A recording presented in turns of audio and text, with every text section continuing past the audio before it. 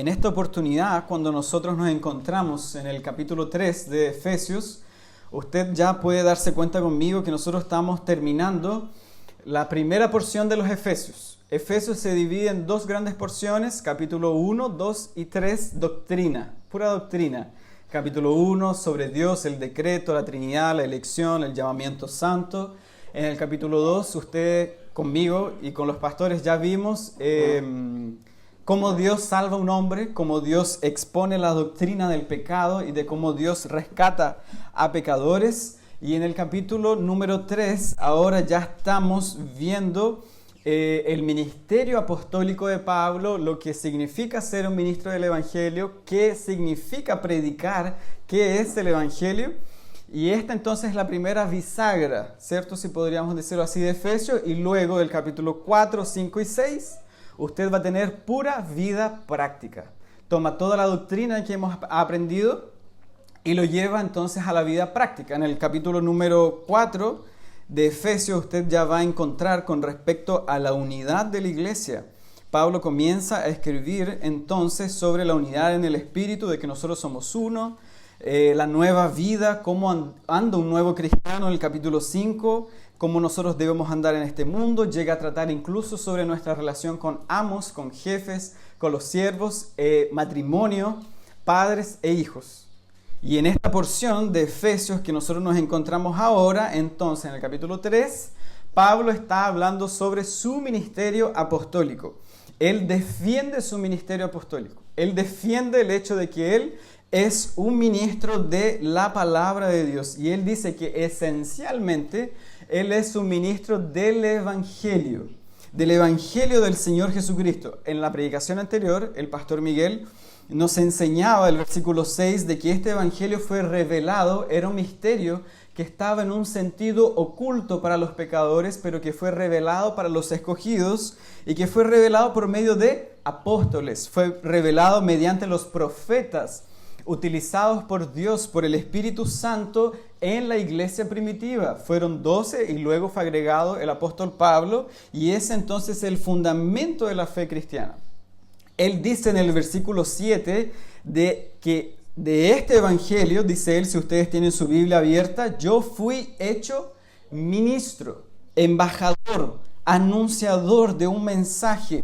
Y él dice, por el don de la gracia de Dios que me ha sido dado a mí según la operación de su poder. O sea, su ministerio iba acompañado de poder. Y ahora entrando en el versículo 7, Pablo dice, siguiendo esta misma lógica de que Dios lo trajo al ministerio del Evangelio, él dice, a mí, apóstol Pablo, Saulo de Tarso anteriormente, me fue dado este regalo de ser ministro de la gracia de Dios. Él defiende su ministerio y lo eleva a un nivel muy exaltado. Ser un ministro del Evangelio, predicar la palabra de Dios para el apóstol Pablo era algo muy sagrado, era algo muy importante. A pesar que hoy día actualmente en las iglesias evangélicas esto no se eleva a ese nivel, las personas cuando comienza la predicación apagan el receptor, se desconcentran y están más interesadas en nuevas revelaciones. El apóstol Pablo nos hace recordar en este momento de que es un privilegio ser ministro del Evangelio. No leernos la suerte, no leernos o decir qué es lo que va a pasar mañana, qué es lo que nosotros vamos a vivir mañana, si es que vamos a tener un mejor trabajo, si es que vamos a ser prosperados económicamente. Eso no es el interés del apóstol Pablo. Él dice que él es privilegiado en ser un predicador de la palabra de Dios, en ser un ministro del Evangelio de Dios. Veamos en primer lugar entonces esa afirmación. Él considera que es un alto nivel, un nivel demasiado elevado ser predicador de la palabra de Dios, ser ministro de Dios, ser enviado para predicar el Evangelio de Dios, porque tiene un fundamento este ministerio y es el mensaje que él lleva. El ministerio de él no se fundamenta en lo que él es, no se fundamenta en el apostolado en primer lugar. Es un ministerio apostólico, es un ministerio de la predicación de la palabra que se sustenta en el mensaje. Y el mensaje es demasiado elevado, es demasiado solemne, es demasiado puro. Por tanto, Pablo considera ser un ministro de este mensaje como algo muy elevado. Pero Pablo ahora nos habla del carácter del apostolado. Si ustedes se fijan conmigo en el versículo número 8, él dice: a mí, al más pequeño de todos los santos, me fue dada esta gracia de anunciar el evangelio entre los gentiles. Cuando los judíos pensaban que la palabra de Dios era solo para ellos, Pablo dice que el evangelio abre la puerta de Dios de par en par para judíos y para gentiles. Y él dice: Dios me dio este privilegio de predicar a mí, que soy muy pequeño. El apóstol Pablo, cuando nosotros vemos su nombre, la raíz original de Paulus, viene entonces la palabra que hoy tenemos como pequeño. Su nombre significa pequeño. La tradición dice que él era incluso pequeño de estatura. Sin embargo, Pablo, cuando él dice que él era el más pequeño de todos los santos, no está refiriéndose solo, obviamente en primer lugar, al hecho de ser pequeño de estatura y que los demás eran altos. No es un término físico, sino que era más bien un término espiritual. Pablo considera el ministerio apostólico, el ministerio de la predicación de la palabra, con un carácter absolutamente humilde. Pablo, él nos habla de que él se considera el más indigno de ser un predicador del evangelio. Y sobre esta indignidad y sobre esta bajeza espiritual, quebrantamiento espiritual, él dice que Dios le dio la gracia de ser un predicador de la palabra de Dios. ¿Por qué Pablo habla en estos términos? Pablo habla en estos términos en primer lugar porque él se considera muy indigno por su pasado. ¿Ustedes recuerdan quién era el apóstol Pablo? Cuando él habla y escribe esta carta, lo más probable es que él recordaba quién él era. El cristiano, observe muy bien, es una persona que recuerda quién era en su vida sin Dios. Eso no se olvida el cristiano. Eso él no lo desecha para ahora considerarse como una persona digna. Él dice en 1 Corintios 15:9, a mí, yo soy el más pequeño de los apóstoles. Él dice: yo soy el más indigno de ser llamado apóstol en 1 Corintios, porque yo, observen, él recuerda su pasado, yo perseguí a la iglesia de Dios. Él considera quién él era. En 1 Timoteo capítulo 1 versículo 3, él dice: yo fui un blasfemo, yo fui un perseguidor, yo fui un injuriador de la iglesia. Pero lo hice en ignorancia, dice el apóstol Pablo. En otras palabras, él sabe perfectamente quién él era.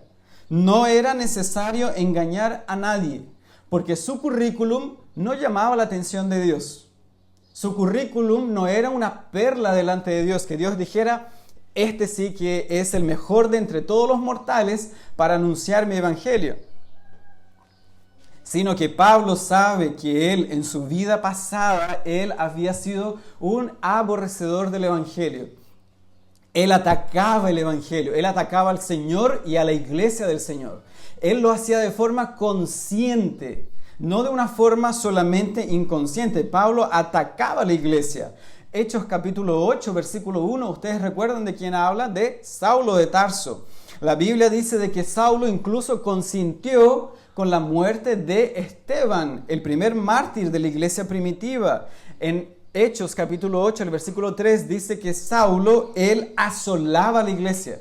Él arrasaba con la iglesia cristiana. Hechos capítulo 8, versículo 3 sigue diciendo de que él entraba casa por casa y arrastraba a los cristianos. Los tomaba por el pelo y entonces los entregaba, dice el texto, en la cárcel. Esa era el antiguo apóstol Pablo, Saulo de Tarso. La palabra dice de que cuando él entonces considera el hecho de que Dios lo haya hecho a él en esta condición, lo haya llamado, lo haya convertido y ahora le haga un ministro de la palabra de Dios, Pablo dice: no es por nada especial en mí. Claramente, no fue por ningún mérito propio, no fue por ningún esfuerzo humano. Él era indigno. Él sabe quién él era y que él fue, dice él, reducido a misericordia. Fue alcanzado por la gracia de Dios. Él sabe quién él era, por tanto no puede ser alguien soberbio. el ministro de Dios, sino de que tiene que tener un carácter humilde. A mí, dice él, el que soy el más pequeño, se me concedió esta gracia. Yo le pregunto a usted en esta mañana, ¿usted sabe quién usted era? ¿Usted recuerda por un momento la vida que usted llevaba sin Dios, sin esperanza, sin ninguna alegría, sin paz, sin vida, sin ningún objeto de ser merecido como un objetivo de la gracia de Dios? En nosotros no había nada, no había absolutamente nada.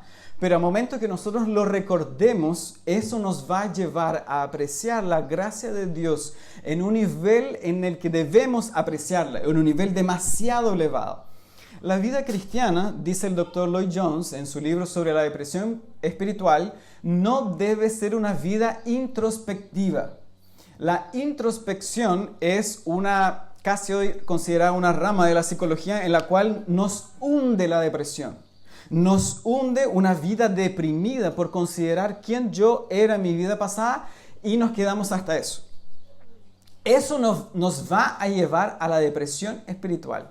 Eso nos va a llevar a vivir una vida cristiana demasiado dormida, demasiado depresiva, demasiado sin esperanza, sin alegría. El apóstol Pablo, cuando él considera su vida pasada, en 1 Timoteo capítulo 1, versículo 13, él dice, yo era un blasfemo, un injuriador, un perseguidor de la iglesia, pero, dice él, lo hice por ignorancia. Pero la misericordia de Dios me alcanzó. Él va más allá. El cristiano es una persona que considera su vida pasada, pero enaltece la gracia de Dios. No yo, dice Pablo, sino la gracia de Dios conmigo. Él enaltece la gracia de Dios. Él dice, yo fui recibido o fui reducido a misericordia. Yo hice todo lo anterior porque yo vivía en ignorancia. Yo vivía en incredulidad. Este hecho de pensar en su vida pasada, entonces lo lleva a considerar como el más pequeño de los santos. El más pequeño de los apóstoles, a tener un espíritu quebrantado, a tener un espíritu humilde. Yo le pregunto, ¿usted tiene ese espíritu? Esto no es solamente para predicadores de la palabra de Dios. Esto es un llamado para todos los cristianos. Lo que éramos antes sin Dios nos debe llevar a una vida humilde, quebrantada, que enaltece la gracia de Dios. Él sabía perfectamente quién él era. Y que todo lo que había alcanzado hasta este momento de su vida había sido todo resumido en una sola expresión, y es la gracia de Dios en su vida, la gracia de Dios que lo rescató, la gracia de Dios que operó en él, que lo convirtió, que los trajo a los pies del Señor Jesús. Y entonces ahora, como si eso no fuera suficiente, y más que suficiente, entonces es comisionado a ser un portador de este mensaje que lo había alcanzado. En segundo lugar, veamos ahora que el apóstol Pablo considera este privilegio con humildad, como nosotros vimos en el primer punto, ser un ministro del Evangelio. Pero ¿cuál es la base de esta humildad? ¿Cuál es la base para considerar el ser un ministro del Evangelio como una grandeza al mismo tiempo? Y él sabe que esto se da por la grandeza del mensaje. El mensaje es demasiado poderoso. El mensaje es demasiado profundo. El mensaje es demasiado elevado. Si usted me acompaña con su Biblia, en el versículo 8, la segunda parte, él dice, yo fui entonces comisionado para ahora anunciar, para predicar entre los gentiles, como los efesios, que eran gentiles, el evangelio, o en el original, las buenas nuevas, lo más cercano a la traducción, las buenas nuevas de las inescrutables riquezas del Señor Jesucristo. En primer lugar, su humildad se da cuando él considera de que este mensaje es demasiado poderoso, es un mensaje demasiado elevado. Cuando Pablo dice, yo soy un predicador del Evangelio, es porque este mensaje es un mensaje trascendental. En primer lugar, observe conmigo de que este mensaje se trata en primer lugar y de forma completa sobre las riquezas del Señor Jesucristo. Se trata sobre las riquezas de Cristo. No es un mensaje que se centra en el hombre. No es un mensaje que nos va a centrar en las riquezas que hay en su corazón, ni en el brillo que hay en su corazón, y que usted tiene que dejarlo simplemente que eso se desate para que entonces usted pueda iluminar las vidas de otras personas. Hay un libro que fue escrito por un falso maestro, un falso predicador que se llama Joel Osteen, americano, que dice: tu mejor vida ahora. 7 pasos, dice él, y él enseña sobre 7 pasos para vivir al máximo tu potencial. Y es un prólogo que fue hecho por Marcos Witt. Entonces, usted observará de que ese libro, de principio a fin, trata sobre el potencial del hombre. El potencial que usted tiene. La luz que hay en su corazón. Porque usted es de verdad una persona demasiado excelsa. No hay como usted. Usted tiene que mirarse al espejo. La otra vez, como yo les había compartido, fue una charla psicológica por mi trabajo. Y la expositora decía: usted tiene que mirarse al espejo y abrazarse. Porque usted es una persona que merece sonreírse a sí misma por lo que usted es. Pero el apóstol Pablo, él nos dice que el evangelio se trata sobre el Señor Jesucristo. Su persona, sus obras, su vida, su muerte, su resurrección. Él llega a decir de que es una riqueza que hay en él que es inescrutable, que no se puede lograr dimensionar con nuestro entendimiento humano. Es demasiado elevado. Su persona es una persona que está llena de riqueza. Es más valioso que el oro. Es más valioso que los diamantes. Su persona, su carácter, sus atributos, lo que Él ha hecho, su vida, su muerte, su resurrección. Es algo demasiado elevado. Y sobre eso trata el mensaje. El mensaje del Evangelio se trata sobre Dios. No sobre usted, no es sobre mí, no es sobre el pastor, ni sobre su vida, ni su familia. Como muchos llegan al púlpito para exponer a su familia, de eso no se trata el Evangelio. El Evangelio se trata sobre Dios. Pablo en Romanos capítulo 1, él dijo el misterio que fue revelado por sus profetas en el Antiguo Testamento sobre el Evangelio de Dios. El Evangelio se trata sobre Dios. El Evangelio se trata sobre la cruz de Cristo. Lo que Dios hace para salvar a pecadores. Ese es un mensaje demasiado elevado. Ese es un mensaje demasiado potente. Es un mensaje que Pablo utiliza en el original aquí, la expresión energía y poder. Dinamita, es dinamita de Dios, es una explosión este mensaje. Es un mensaje demasiado elevado y demasiado rico en su contenido y en su doctrina. Por tanto, él dice que este mensaje es la base de su ministerio apostólico. Es la base de la predicación de la palabra de Dios. En segundo lugar, observe que este mensaje habla sobre Jesucristo, su persona, su vida, sus obras, su muerte, su resurrección. Pero en segundo lugar, el apóstol Pablo dice en el versículo 9 que este mensaje es revelado y es predicado a todas las personas. No solo a judíos, no solo los que se creían ser hijos de Abraham por la sangre de Abraham, sino que él dice que la puerta del reino de Dios se abre de par en par para judíos y para gentiles. No solamente para un pueblo específico de la nación de Israel, sino que la puerta de Dios se abre para gentiles como nosotros. Y que la puerta de Dios estaba abierta desde el Antiguo Testamento.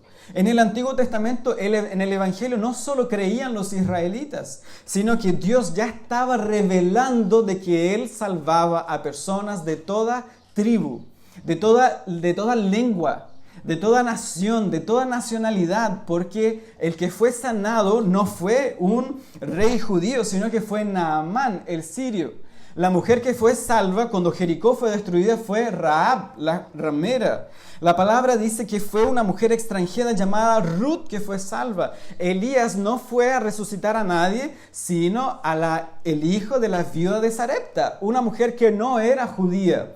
Dios ya estaba salvando a personas de diferentes nacionalidades, ya desde el Antiguo Testamento, revelando que iba a llegar el nuevo pacto, el pacto de gracia, donde la puerta de Dios se abriría de par en par para toda persona, de todo lenguaje, de toda nación y de toda nacionalidad. Y ese, dice Pablo, es un misterio demasiado elevado, de lo cual él ahora es ministro. Predicar el Evangelio de Dios para todas las personas, sin importar la condición, sin importar la raza, la lengua, el idioma, para todas las personas la gracia de Dios ahora puede alcanzar. Si usted me acompaña, Pablo le está hablando a los efesios, personas que los judíos pensaban que estaban destituidos de la gracia de Dios porque Dios alcanzaba a los judíos. Pablo dice, ustedes son un ejemplo claro de que la puerta de la gracia de Dios en el nuevo pacto está abierta para judíos y gentiles que creen en el nombre del Hijo de Dios. Yo le hago una pregunta, ¿usted cree en el nombre del Hijo de Dios? ¿Usted cree en este mensaje? El apóstol Pablo dice que Jesús en la cruz, Él destruye la pared intermedia que nos separaba de judíos con gentiles, de tal forma que ahora somos uno solo y nuevo hombre en Cristo Jesús. Hay un solo Señor, un solo bautismo, una sola fe, un solo cuerpo, constituido por judíos y gentiles. Y Él dice, yo ahora soy un ministro del Evangelio y predico, anuncio la gracia de Dios para todas las personas. Este es un mensaje demasiado elevado, porque este mensaje nos ha alcanzado a nosotros, que somos gentiles, según la fe. Porque aquí yo creo que no hay ninguno que sea descendiente de un judío o descendiente de Abraham. Pero el apóstol Pablo dice, es mejor ser hijo de Abraham por la fe de Abraham. Eso vale más que la circuncisión que es hecha en el corazón. En tercer lugar, veamos que este mensaje, observe, es un mensaje valioso, habla sobre Cristo, su persona, su obra, su muerte, su resurrección. En segundo lugar, es un mensaje que es predicado para todas las personas, en todas las épocas, en todos los lugares. Y el versículo 10 nos dice que es un mensaje que es poderoso y que es dado a conocer por medio de la iglesia. Aquí aparece esta palabra preciosa, eclesía. El mensaje del Evangelio es anunciado por medio de la iglesia. El mensaje del Evangelio no es anunciado mediante los ángeles, ni mediante embajadores celestiales, angelicales, sino que por medio nuestro el mensaje es llevado a las naciones. La iglesia de Dios tiene un mensaje sumamente poderoso, porque Dios confirió este mensaje y este Evangelio a nosotros como iglesia. No al mundo, no a los ángeles, no a seres celestiales, sino de que nosotros tenemos en nuestras manos este mensaje poderoso para hacerlo conocer, que Cristo sea conocido. Es un mensaje glorioso que está en sus manos. Usted debe hacerlo conocer. Spurgeon retrataba esta figura de evangelizar, como Spurgeon fue el príncipe de los predicadores, como la persona que va pasando por la calle y que tiene el antídoto para revertir el veneno y la enfermedad del pecado en la vida de una persona. Él dice, tú tienes el medicamento y hay una persona al frente tuyo que está muriéndose por una enfermedad tan terrible que se llama pecado y tú tienes el medicamento, el antídoto para ese veneno. ¿Qué haces tú con él? ¿Te quedas con él o tú vas y predicas el mensaje de Dios? En tu trabajo, en tu lugar de universidad, de estudio, en la casa, a los vecinos, este mensaje es tuyo y tú debes hacerlo conocido. Tú debes predicar el Evangelio de Cristo porque este mensaje, el canal de este mensaje es la iglesia. La iglesia es el medio por el cual Dios anuncia su Evangelio, anuncia su verdad. Por tanto, en la feria, aquí en Coronel, los días sábados, en cualquier lugar que evangelicemos, no van a venir ángeles a predicar. No van a venir ningún profeta antiguo a predicar, levantarse entre los muertos. Este mensaje es nuestro. Fue dado a la iglesia. Dios eleva a la iglesia como un canal para este mensaje glorioso que es revelado para nosotros. Por tanto, por eso Pablo le da la importancia a este mensaje y le da la importancia a la iglesia. La iglesia es utilizada por Dios, vive para Dios. Y vive para hacerlo conocido entre las naciones. ¿Cuál es el propósito de Dios para las naciones? El Salmo contesta, que las naciones te adoren, que las naciones todas juntas adoren el nombre de Dios. Pero ¿cómo eso va a suceder si nosotros no predicamos el mensaje? ¿Cómo ellos van a conocer si nosotros no predicamos? ¿Cómo nosotros vamos a callar lo que nosotros hemos visto y oído? ¿Cómo nosotros vamos a dejarnos para nosotros este mensaje del Evangelio de la salvación? Yo le pregunto a usted, ¿usted le ha predicado a alguien alguna vez? ¿O usted es un agente secreto? Que nadie sabe, usted es un espía entre sus compañeros. Usted no está ahí, pero al mismo tiempo no está. Yo creo que el cristiano es una persona que se lamenta por no hacerlo conocido más de lo que deberíamos hacerlo. Más de lo que nosotros hacemos habitualmente, que es muy poco y muy pobre nuestro trabajo como evangelizadores y propagadores de la palabra de Dios. Dios nos llama a recordar de que es en este lugar, por medio de nosotros, que la palabra de Dios es propagada. Y esa es su misión. Todo cristiano, en este sentido, es un misionero y un propagador del Evangelio de la gracia de Dios. Esto no está reducido al apóstol Pablo, ni tampoco está reducido a predicadores. Hombres y mujeres pueden llevar el Evangelio a sus amigos, a sus familiares, de la misma forma que lo hizo una mujer samaritana, que fue llevando el testimonio de Dios, de lo que Dios hace para convertir a un pecador. En cuarto lugar, Pablo dice que este es un mensaje demasiado elevado porque fue elaborado por Dios en la eternidad. En el versículo 11, Pablo dice, este es un mensaje. Observe conmigo, si usted me puede acompañar, en Efesios con su Biblia abierta, capítulo 3, versículo 11. Esto es conforme al propósito eterno de Dios, que Él hizo en Cristo Jesús nuestro Señor. Es un mensaje que fue elaborado en la eternidad. Dios, Él es el creador de este mensaje. Este mensaje tiene autoridad divina. Este es un mensaje que viene de parte de Dios. Este no es un mensaje que viene de parte del apóstol Pablo. Este es un mensaje que ocurre y es llevado a cabo conforme al supremo llamamiento de Dios. Por tanto, no puede ser modificado. No puede ser transformado por el hombre, porque tiene autoridad divina. No puede ser modificado.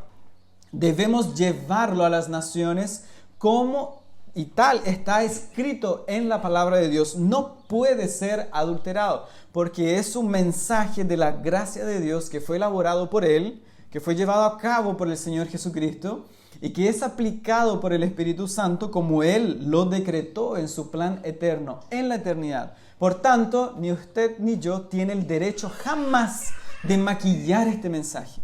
No podemos modificar el mensaje.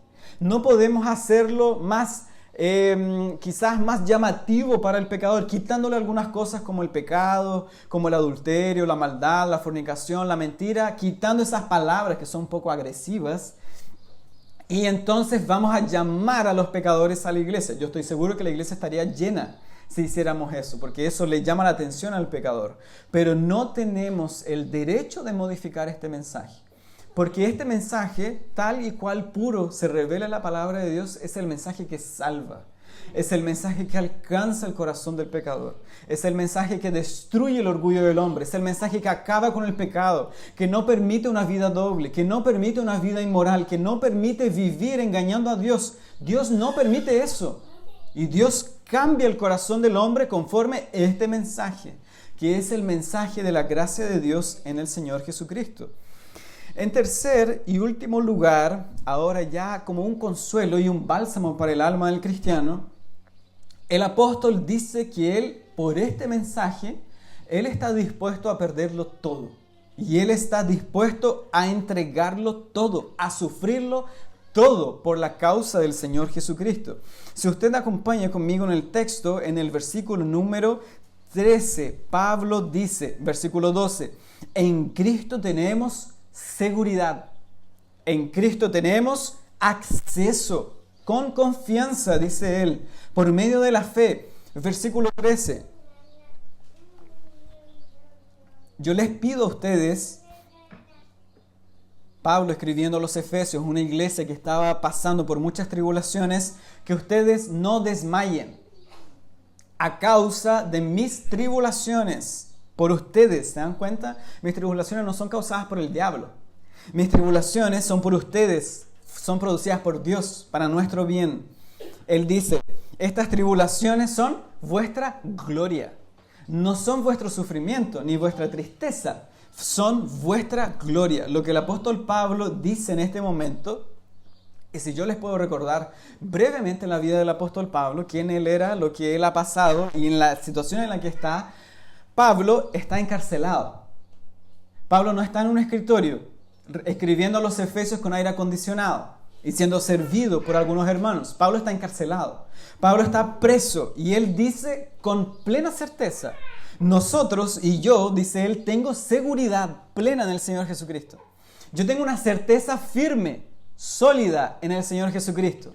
En base a este mensaje glorioso, yo tengo seguridad. Yo tengo acceso confiadamente a Jesucristo, mi Señor. Mi fe no se estremece por las cosas que me pasan en esta vida. Usted a veces hemos contemplado, y yo me contemplo a mí mismo, a cristianos como personas que una sola enfermedad parece que destruyera su vida cristiana. Hay personas ahí, un matrimonio que conocimos hace mucho tiempo que hizo parte de esta iglesia, falleció él y ella naufragó en la fe cristiana. ¿En quién está nuestra seguridad? ¿De quién depende nuestra confianza? El apóstol Pablo dice, por muchas olas de tribulaciones que vengan, no son causadas por la maldad.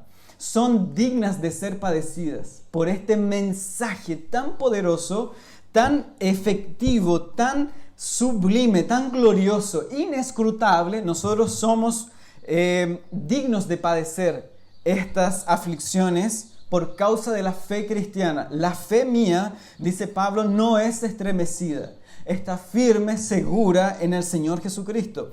Pablo, él dice estar preso.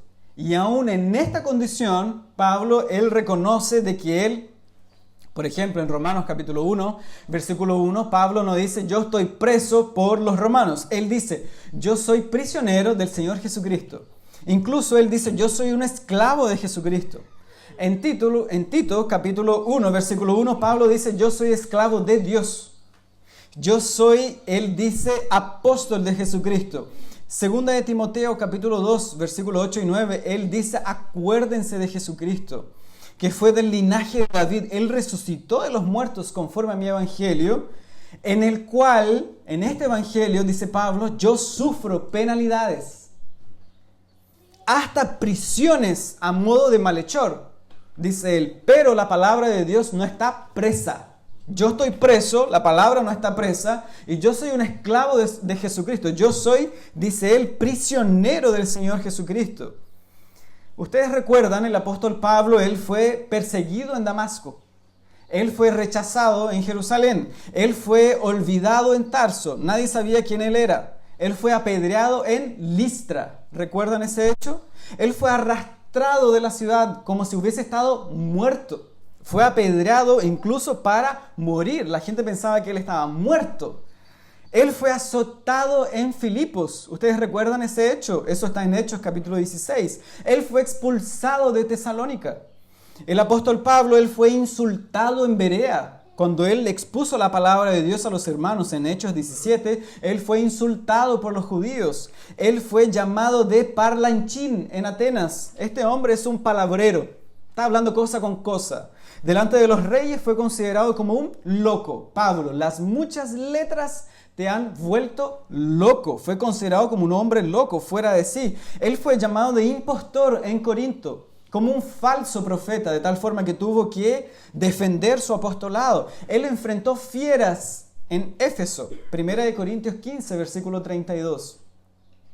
El apóstol Pablo fue preso en Jerusalén, conforme a la profecía de un hombre llamado Ágabo. Él fue acusado en Cesarea, en Hechos capítulo 25. Él enfrentó, cuando pidió ir a Roma, un naufragio en su vida. Él fue picado por una serpiente después de este naufragio en Malta, en una isla. ¿Qué peor le podría suceder a una persona?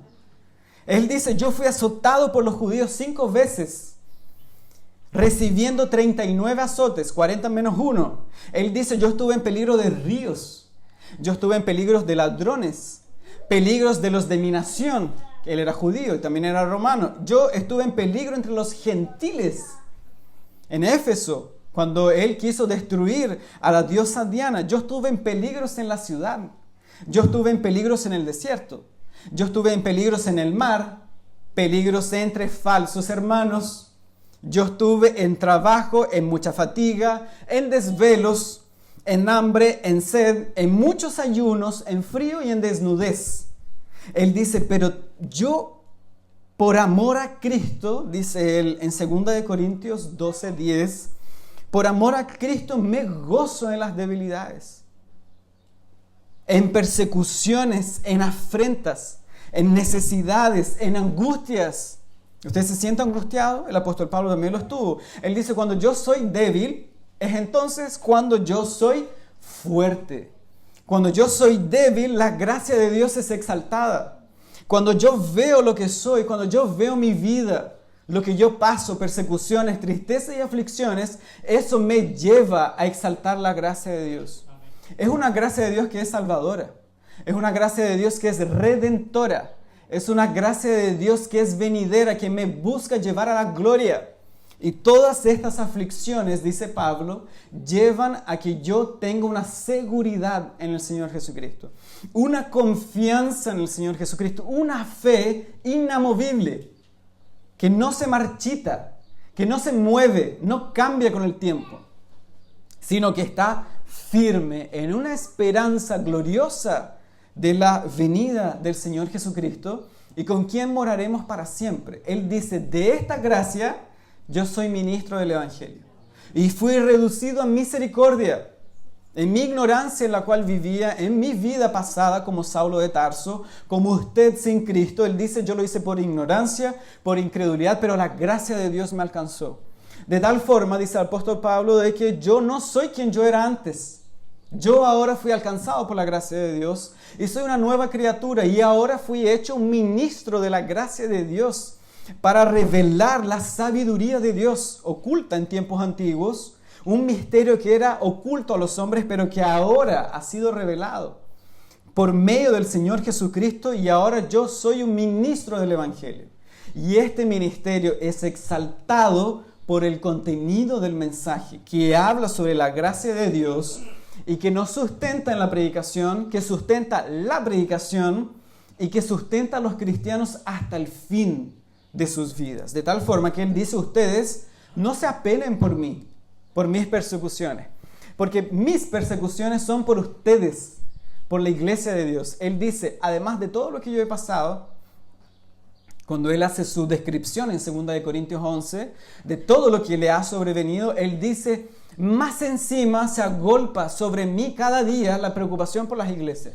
¿Usted sabía que un ministro del Evangelio, una de las mayores preocupaciones es la que se agolpa sobre nosotros por causa de la iglesia? La iglesia de Dios es lo que más nos preocupa.